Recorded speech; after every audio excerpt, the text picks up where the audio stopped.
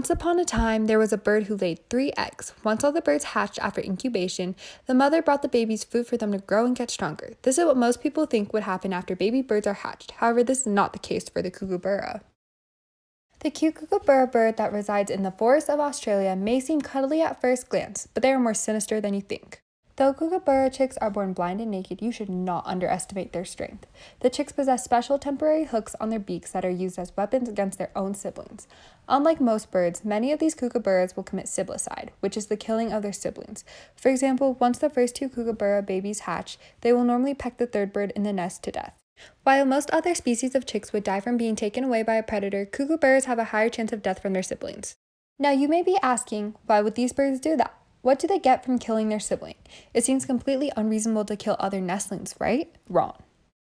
The reason why these chicks commit siblicide is actually to maximize their survival. This situation normally happens because about 50% of the time there isn't enough food available to raise all 3 of the chicks. As a result, the 2 siblings that hatch first will go after the last chick since it is normally the smaller and weaker sibling, making it easier for them to kill.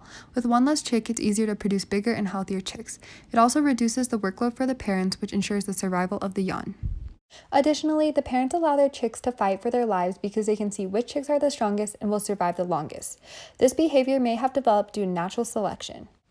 Natural selection was introduced by a scientist named Charles Darwin. Darwin went on a journey in South America and on the islands in the Pacific to study the differences between organisms.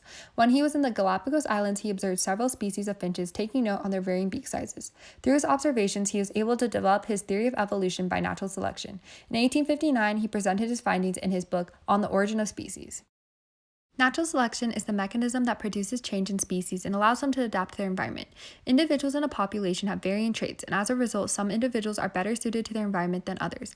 These individuals are at an advantage since they are better adapted to their environment and have a higher chance of survival and reproduction success. Their adaptive traits will be passed on to their offspring, and over time, these traits will become more common in the population.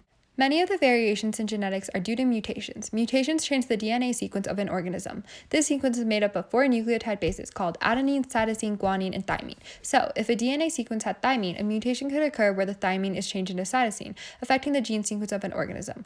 When a mutation occurs, they can either be harmful, neutral, or helpful to the species. Natural selection acts on mutations that result in adaptation and create advantageous traits. Thus, though there isn't enough genetic research on the kookaburra, it is safe to assume that a possible mutation occurred in this bird, causing the behavior of siblicide. And due to natural selection, the behavior of siblicide remained as it is beneficial in creating a population of birds that will be the strongest and will have the best genes for survival. So, the next time you ever fight with your siblings, just be grateful that you weren't born as a kookaburra. Thanks for watching!